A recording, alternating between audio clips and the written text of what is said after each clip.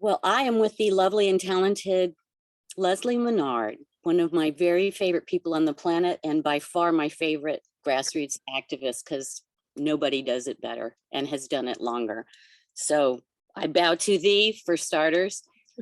Um, but I just want to put you in place and time. You grew up in Lancaster, right?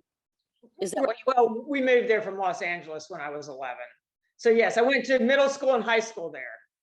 Well, that explains everything if you're from the left coast, for God's sakes. I didn't know that. Originally Ohio, but yeah, then we moved to this small southern town, which was culture shock for sure, from Whittier. It was actually Whittier, hometown of Richard Nixon, suburbs of Los Angeles. Oh, Yeah, so then we moved to this really I don't know, I think there was about 20,000 people there at the time or less, little cotton mill town. yeah. So it changed my life. So you went to high school there, though? In middle school, yes, or it was called junior high back then. Same. What year did you graduate from high school? I was supposed to graduate in 75, but I got out a year early because I knew I needed to leave there before they kicked me out. Do you want to say any more about that? Well, sure. There was a small little group of hippies in Lancaster during the 70s, and I was very outspoken about everything that, the Vietnam War, women's rights, and which didn't make me really popular. But then I also, back then, I smoked marijuana in high school, was that swag from Mexico. And as I am now, I would just like to give stuff away. So I gave people these joints, this Mexican swag, and somebody got caught smoking it and they turned me in, even though I didn't sell it to them. It was just a present. And I got kicked out of school and got maligned. And during the 70s, that's when they had the assemblies where they had Jesus assemblies, the Jesus freaks, even though it was against the Constitution. And most of the people, or half the white people that I knew, were saved. They were saved and they walked around school with their Bibles. And everybody was always trying to save me. And they told me they weren't allowed to talk to me because I had a reputation because I'd given away a joint. Anyway, I had to get out of there. I wasn't having a very good time and I wasn't well loved. Well, your family, would you describe them as liberal, conservative, apolitical? They're liberal. They were my dad's Irish Catholic, was very Irish Catholic, and my mom was Lebanese, Eastern European, but of the Catholic origin. But anyway, the John Kennedy, we love the John Kennedy. My grandma's John Kennedy and the Virgin Mary are on the mantle together. Right? That kind of pretty liberal, actually. So politics was like, did you talk about that around the dinner table? Is that where you got your politics? Yeah, we read the newspaper. Every morning I got up and read the newspaper with my dad. And he always talked politics and watched the news. He was sort of there was a point in time where he supported Nixon, but then he went back to the Democratic Party. So he was pretty much, his dad was a yellow dog Democrat union organizer. And my dad was pretty much, except for that short period, a yellow dog Democrat. And we did a lot of debating. Oh, that's great. Yeah. So how did you get to Columbia?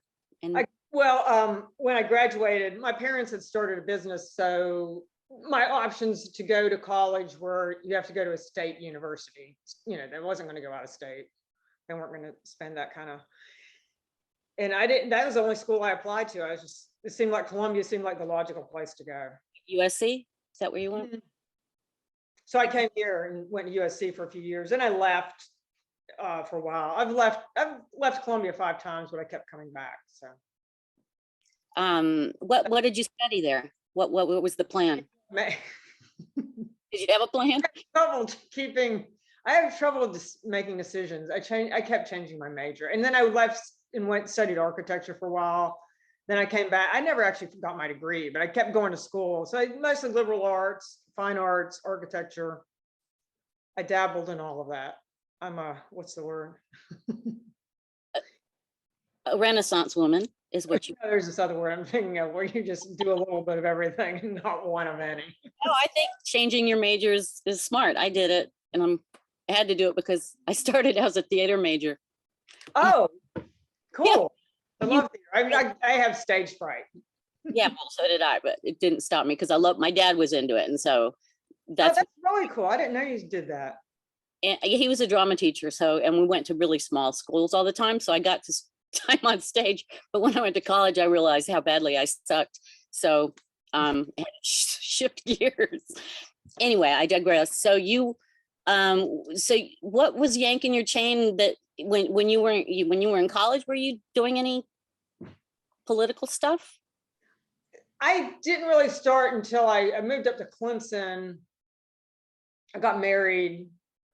I didn't really want to, but I got talked into it. So I was 20 when I got married, and that's when I met the people for a clean environment, the Ladles, the God, I forget their name, professors at Clemson. Latrell's the drug in the apricot pit for cancer, something like that. But it was a group that watchdogged the Oconee nuclear power plant, and I'd already become a vegetarian, so I started looking into all of that and what nuclear power meant and how it started from the arms race, from the splitting the atom, the peaceful atom. And that's kind of where I got my start. And I went from that into all, that's what I've mostly done environmental politics, but I have done social justice work too. But it was always as a volunteer. But that was Yeah. my interest. For a long time, it still is. But Yeah, I know. That's one of the things that I really admire about you. It's hard to sustain that kind of outrage because it's exhausting. it is. And I've backed off. I don't do nearly nothing like I used to. Well, it's hard. I was talking to Michael Lau recently, and yeah, he calls himself a full professional anti-nuclear activist for a few years, and I really hadn't appreciated how much he had done. Who was that? Michael Lau, and then Yeah, Michael had done a whole lot. and I didn't really know that much about that, but he really talks about burnout, and he's doing none of it now. And anyway, I can understand it though. So Well, now I'm mostly trying to teach, networking on sustainability and just how do you compost and how do you get rid of invasive plants. And I'm kind of going in that direction, though I haven't completely hung up the. So were you part of the 221 Pickens crowd, or was that before your time? I was a little before my time. I was a you know what? I was I went there in 8. I think I was a freshman or sophomore when that started up. Yeah. Okay. So do you remember the first time you went to Grow? I'm trying to remember the first time I went there. I went there. What year did it open? You can give me that date. Yeah, they acquired the building in 78, but they spent a year renovating it because it was a mess and probably really unsafe. But that they opened officially on 79. So okay, so that's when I was in Clemson, and the cafe went to about 83, and then they shut that down. Just did the print shop and political meetings. Okay, because then when I moved back to Columbia, I'm trying to think of the chain of events. I ended up back in Columbia in the early 80s, and I was living on Georgia Street, which was walking distance. I lived there with Ellen Trowell, and we would go over there on a very regular basis. Because I was on Georgia Street on the end near that part of Bluff Road. So that was one of our nightly hangouts. Not nightly, but we walked over there on a very regular basis. Was the cafe was open then or not? Well, yes. Yeah. Okay. 81. And I've seen photos of you working on Brett's political campaign. Yes, I did do that. And that was that at the same time? So I get my times all mixed up. That was the mid 80s at some time. Yeah, I worked on that when he was running for he was running for the House. Yeah, it's a House seat against, was it Quinn? Oh, really? Was it? Was it that one? I think I worked. I wasn't here then. One, but I did work on some of those. But yeah, my memories of the cafe was just that, because I'm kind of I don't like to go play, especially back then. I'm better at it about now, but I'm a little shy of going places by myself. But that was a place where I felt like I could just go and I felt completely comfortable. Yeah, I was so sad when it was gone. It was heartbreaking. That's heartbreaking. Were you there for that final night? I was not there for the final night. It was so sad. Yeah. I would miss it. And it's the funny because to have an office in that space for 8 or 9 years or whatever it was such a gift that I didn't even realize how special it was at the time. I guess that's how life works, right? But Right. that room that I had, I found out through this research, used to be their food pantry, and it was the Malcolm X food bank. And I love that. So such history there. So were there any shows that stood out that you went No, to? I just remember the bands. The one thing I remember was the what was the name of the prom? It was like the Olympia prom. We had this fake, it was a fake. And the Winter Cotillion. Yes, those are what stand out to me the most. Because of course it involved dressing up. And if you can wear something crazy and get dressed up, that's what's fun. Right. Yeah, since you went there, that's another thing I really love and appreciate you for, is your love of guerrilla theater, which we share, and nobody does it better than you do. Thank And you. really, do you have a favorite outrageous experience? Oh, it's probably the one that was so great was the Stepdaughters of the Confederacy. That was just epic. And I wish we had the whole thing recorded, but I remember that. What's that? Yeah. Right? I don't, I've got such great memories. There were so many of us dressed up in our fake Southern ball gowns as the Stepdaughters, which you came up with that name. And we had some of the best. You were Dixie Whitebread, right? I was. Right. There was some great, I forgot my name. Who were you? I forgot. I remembered it the other day, but every now and then I have a little, actually I have in my file cabinet, I have a file marked Stepdaughters because I keep paperwork on that one. After the fact, I sent everybody photos of, them. Somebody took like a roll back in the day. We just took a roll of photographs, and I had made and gave them, I made little business cards with everybody's fake name on it and sent it. I don't know if you remember that, but I thought it was my finest idea of all time. Yeah. Oh, that was great. And that was a really good example of where two heads are, just brainstorming as we talked it through and came up with the idea. Who came up with the lawn jockey idea?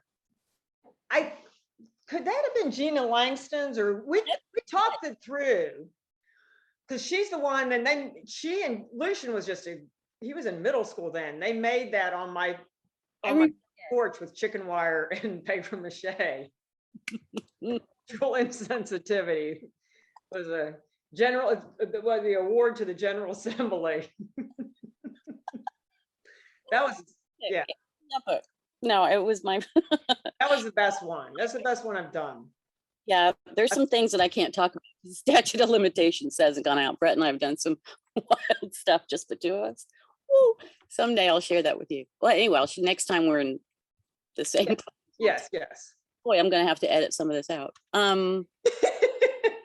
Yeah, I love street theater because I love satire. Satire is my favorite form of comedy, and just I love to satirize the crazy stuff because if you have to laugh to keep from crying. So absolutely.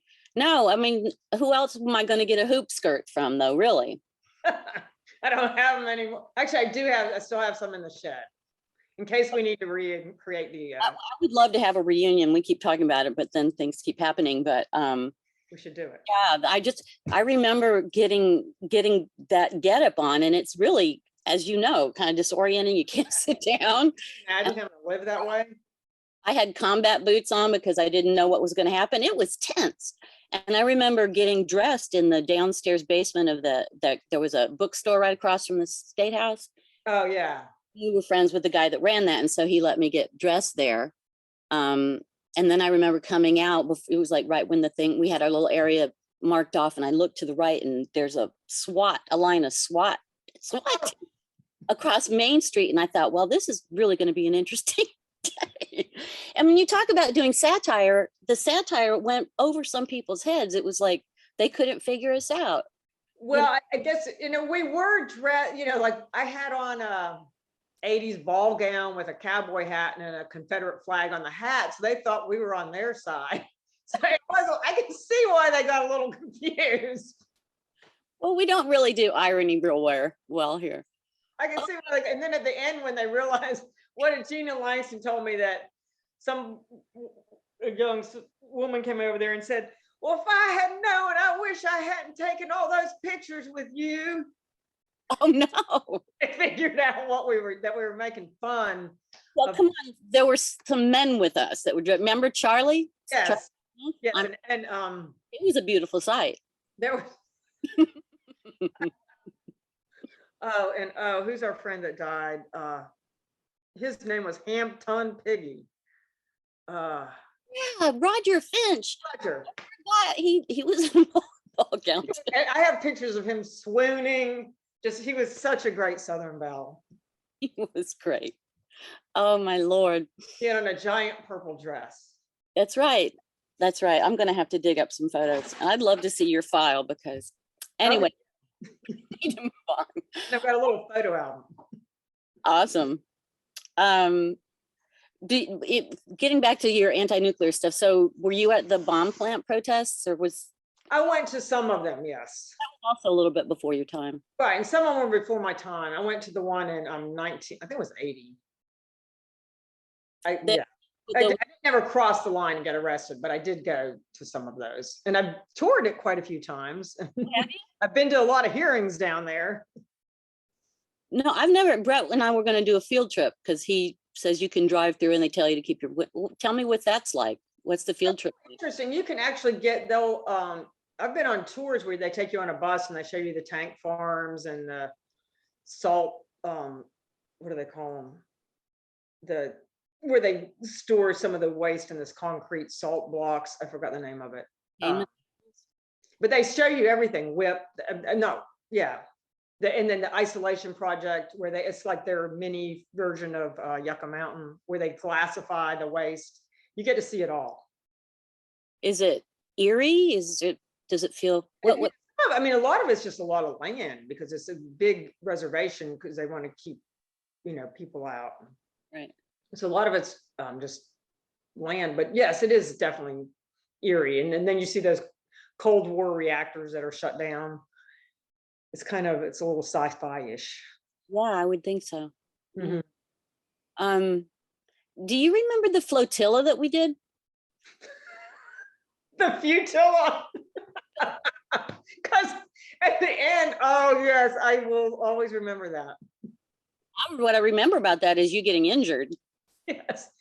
Yeah, because that was actually terrible. Don't mention his name, but I was like, he put that cotter pin back in the back of the boat where it shouldn't have been, and I jumped up and it lodged way into my leg anyway. But that was a little shocking. I don't even remember what we were trying to do. I know it was futile. I remember Bill McIntosh was there. There was going to be a bunch of boats that went up to the entrance to show how easy it was to get in there, but then a lot of the boats didn't work out and ended up like with one boat. And Bill McIntosh says he renamed it the Flotilla, and he said we should just all go up with job applications and say we give up. We want to just hand them, just go. But it ended up being a really fun camping experience. It was that. But I do remember we got close enough to take one of their signs down that was like, whatever, danger or whatever, keep away. Well, like we took the sign out, we've got it here somewhere. You might have to edit that out. We should have spent more time in jail. This is for real. Oh my God. Remember that. I wanted to ask you, this might have been more before your time too, but was Majeska around when, did you meet her? I just, was in the same room, but we didn't ever really, and yeah, but I didn't know her. Yeah. Okay. Well, I go ahead. I said, I wished I had, but no, I didn't. Yeah. I never met her at all. So I'm really sorry about that. Wrote a good book about her. Yeah, I wanted to talk to you about some of the people that I can't talk to, and unfortunately, they're no longer with us. And the one that is the hardest to define is Merle, because it's like that blind person's story where, I mean, that story, you know, in the mythology where people grab the elephant and they describe something else as blind men. And so they all think it's something different. You know what I'm saying? That's kind of the way I feel about Merle, is he was so complex, and people have like a, depending who you are and where your experiences were with him and how old he was very many different people. And when you think of Merle, what do you think? Well, when I think of Merle, I think of, you know, I could always rely on him to, if I was alone somewhere, I could, he was so easy to talk to. And, you know, he was a good friend to everybody. And you know, Merle liked having a good time. Like, he would go to Amsterdam every year for this cannabis cup or whatever that is. And he was always a man about town. You'd see him about, and you know, it'd make you feel good. It's like, oh, there's Merle. He's a constant figure in our lives in this movement, and he's very dedicated. And his ideas about this don't change. He's, you know, kept his same. He's stayed at, you know, he was a part of the movement and stayed with it since he was a teenager. And I never heard him talk poorly about anybody. Yeah. I mean, that's how I think about Merle. And if, you know, you go by Grow and there he was, I would go by there sometimes just say hello to Merle. Yeah. And I felt bad when he had to leave the Grow, but yeah, when I think of the Grow building, I think of it as Merle's home. Did you ever get to see the inside of his room?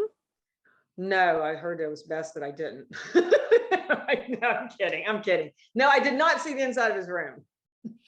Listen, I had an office directly across the hall from his, and he'd like slide out in the morning and with his 5,000 keys, and he'd shut the door. I went in there once, and it felt like I was entering like the Sphinx's inner sanctum or something. He was a collector of things. So. And then I ended up with all that stuff after he, you know. Yeah, well, good. He was like haunting this whole house for a while because he had a lot of stuff. I mean, we had other people took things, obviously, but what the dregs was left to us, and we had all of his files, and God bless him for being the hoarder that he was, because otherwise a lot of this stuff would have gone. Yeah. There was a little bit of a historian in him and somebody that liked to things, and now I really appreciate that. But yeah, definitely a bit of a historian in Merle. Mm-hmm. So did you know Richard Lane? Yeah, I knew Richard. He lived on the same street that I lived on when I lived on Whaley Street, and I knew Richard. I knew him pretty well. Yeah, Richard was a great guy, quite the artist. You know, because I know he did the monolith. He did. And he always had a smile on his face. He gone too soon for sure.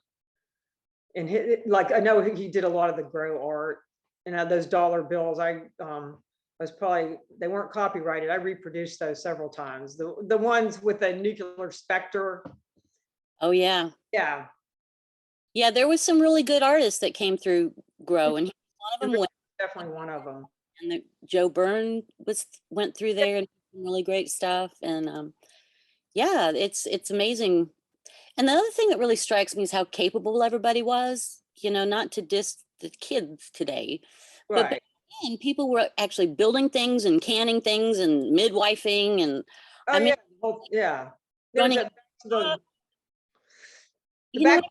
back to the land movement and the self-sufficiency, which I see starting back up among a lot of young kids, but it was very strong then. Yeah. Yeah, and that's why I learned. That's when I started learning how to garden. So it's done me, because there was a big push towards it, and I think I learned a lot from that idea of self-sufficient. When and why did you became a vegetarian young? What happened there? Not now. I've got to put a preface, but I try to eat mostly vegetarian, but I did change my. Sorry. No, but I was just wondering, was there an incident, or was it just? I think it was during that whole time, and the book that came out was a Diet for a Small Planet, which, where you learned about how much water and land it takes to raise a pound of beef as opposed to a pound of beans, and just realizing that, and that a heavy meat based diet is not sustainable for the planet. And I realized that in the when that was in Clemson, which isn't that big of a town, but we had a food co-op, and all that information was, dispensed through our food co-op, and just, learning to cook for yourself. And then how long were you at the Basil Pot, which I loved? I was actually there. I was a waitress for 10 years. Were you? Mm-hmm. I was there for a long time. I still miss the Basil Pot. If it could have held on just a little bit longer. I do too. The food was just yes. really Yeah. satisfying and clean. And Bird was the main cook. I mean, he was a really good cook, and there were other good cooks there. When I was there, he was the main cook. And yeah, I still to this day reminisce about the Basil Pot and the food. Yeah. Well, I remember you being our waitress before I ever met you. I know people have been, hopefully I did an okay job. They're like, they said I was a little curt sometimes. You were abrupt. But you were really a good server, so. But very efficient. Very. I've waited my shared tables, and it's brutal work. It's really brutal work. So I salute you. Oh, somebody else that's no longer with us that I know did at least a couple things with you was Tim Laszewski. So. Oh yeah, Tim. He's always game for putting on his. But Tim, if we were doing some street theater and he would often play the role of Tom was Mr. Big Bucks. What did we call him? He was Mr. Oh yeah, he was Mr. SCENG.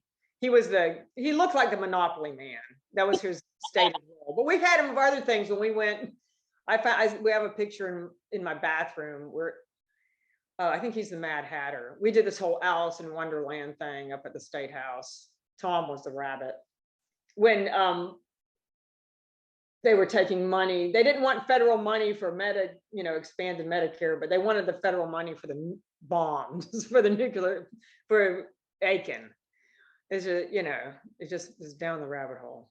But yes, Tim was always game to help out. And I remember him from Occupy. He was a great guy, and he was so dedicated, and he's also another gone too soon. Really, very much so. Yeah, but I loved him. Well, yeah. Who was with us a long time was Ruth Thomas, and I keep her name appearing in the files, and everybody's got some complicated. Yeah, what do you think? I remember I was in my 20s. I was probably after Lucian was born, so I was in my late 20s, and Bob Gall said, "I've got to take you to meet this woman." And he took me over to Ruth's house. And after that, I was almost like her surrogate daughter, because her daughter, Janet, who she's very close to, but at the time was not so close to because her daughter was living out of town. So I just, I did so much with Ruth, and I learned a lot from her. And we went to many hearings together.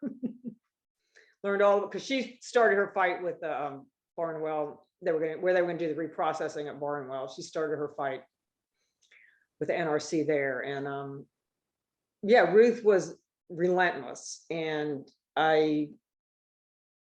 she had a good long life, and a lot of us learned from her. Yeah. Well, I appreciate you saying that, because she was calling our office like right up to the end. I mean, she was probably called the NRC the day before she died. Pick up the phone, and I know that there goes a half hour of my life, but she always was so passionate, and I just, God bless her for keeping at it as long as she did. She was dogged. Oh, she was. And so I think that she would show up at those hearings, and people would underestimate her tenacity, because and then it got to be that they'd be like, "Oh no, she's here." I remember we were at this meeting at the State House one time, and I don't even remember what the meeting was about, to be honest. And she was up there speaking. She'd always get up there and speak. And I guess she's real thin. She didn't eat, and she was speaking. And she just falls over. I guess and Tommy Moore jumps over the thing and he's running over to her. And I was like, oh my, I run up there. It's like, all right, Ruth, let's go get some food or something. But in the middle of the thing, she just goes clunk. That shut that meeting down. I haven't thought about Tommy Moore in a while. I just remember he's the one, he like hopped over the podium to come to rescue Ruth. So you have been fighting the big boys for a long time, and there is some kind of, mocking the power elite is really its own reward. And yeah, what else can you do? Seriously, how do you keep from burning out? I know you've slowed down, but you're not. I think I slowed it way down. And I did burn out. Because I don't do nearly as much as I used to. I got so much. I spent the 9 years on the that Scana debacle where they were going to build the new nuke. We were down there all the time at SCNG. I mean, at the Public Service Commission. And at the end, I was just like, I think that was about the end of it. Well, we got to say we were right. And then I was like, okay, I'm taking a break because it took up too much of my time. So I have been putting my efforts for something that I feel like is more positive, like training, helping younger people learn how to be self-sufficient. Yeah, so that's kind of where my energy is going now, which I see as a positive thing. And I got a lot burned out on the other stuff because, to me, it doesn't really matter who's in office. The machine, the juggernaut just keeps moving forward. The defense contracts keep going out and it doesn't really. So it's more, I always focus on the thing that's happening as opposed to the who's in office. No, I think making politics personal is everything. So I know. Pieces you do, the things you buy, how you spend. That you can. Yeah. Listen, I know you've got to go. I can see some guy in your in your background. Oh, hold on a minute. Hey, Jane, come on in. I'm finishing up this call. Oh.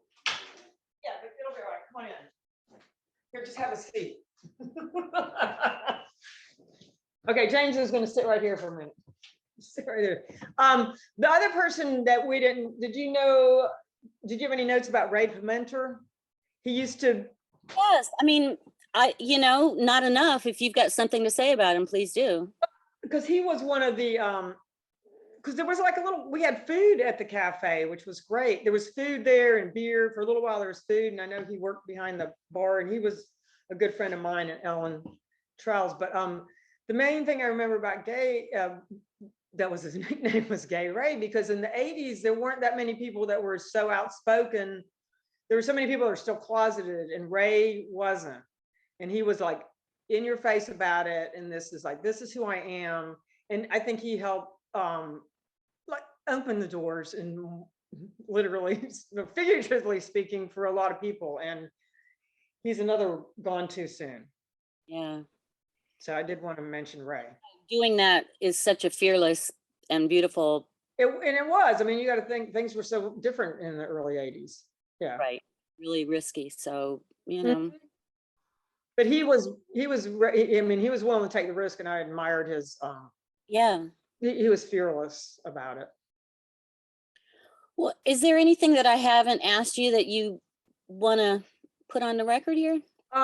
I was trying to remember the name. What was it? The cotillion? The ball? There was some kind of prom. It had a special name. I can't remember the name of it. And I do want to get you some more. The what? Debutante ball. Debutante ball. That's it. Yes. The Olympics. Awesome. And then they had a winter cotillion. So those were great opportunities to go get dressed up. Oh, and then the mutant bee-in that they did for at least 9 years. Yes, the mutant bee-in was always good. Yeah, those were great. The main thing is I just wish it would have lasted longer. But there's still stuff. You can do stuff like that. It's still out there. That's right. Make it happen. Well, we're getting ready to open the new grow. I'm excited. That's exciting to have this for another generation. And I hope you will come, maybe Oh, do a definitely will be there. theater or I will something. definitely be there. Yeah, and I appreciate all the work you guys have done. It's in the books. I love that. My Jessica Simpkin book stays on the front of my bookcase so you can see the cover. It's a great picture, isn't it? Mm-hmm. Jeff Amberg did that. He Book, and I am so glad you're doing another one because it really does cover an era. Well, it's just there's this gap. There's a lot of there's a lot of stuff out there about the civil rights movement and like, but there is very, very little about anti-nuclear movement and the anti-GI war movement, the GI anti-war movement that was going on at Fort Jackson. Mm-hmm. There's a lot of really, really powerful things coming out of South Carolina of all places. And I don't think it's gotten its due. So I really appreciate you helping me tell, Oh, well, good.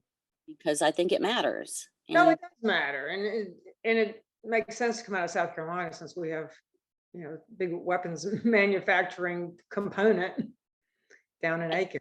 nation is nobody's going to save us but us, because we Right. don't get the same kind of funding, even grassroots groups, because we're not a battleground state, so we don't get the kind of Oh, yeah. infusion of cash that like North Carolina gets. So And sometimes the cash makes things worse. I don't know. really does. It's like when the presidential campaigns came through, Steyer came through and threw money all over the place, and it was like, what? And suddenly everybody's a millionaire.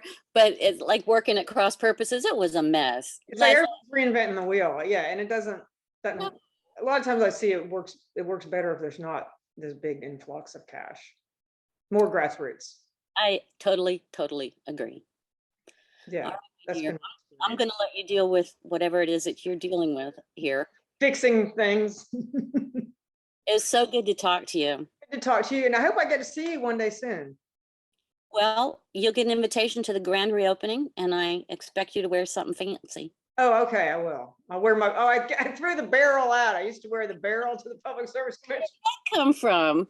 That's one of my favorites. Costume from the costume shop, but it's made out of this foam, and it disintegrated. And I was like, I took a picture of it, one last picture, and I sent it to Tom. I was like, I'm throwing it in the trash can. I cannot wear the barrel. The barrel is gone. Well, that made front page news, and it made my day when it did, because there's Leslie. All right. I love you so much. I love you. Take care, darling. Take care. Bye. Bye.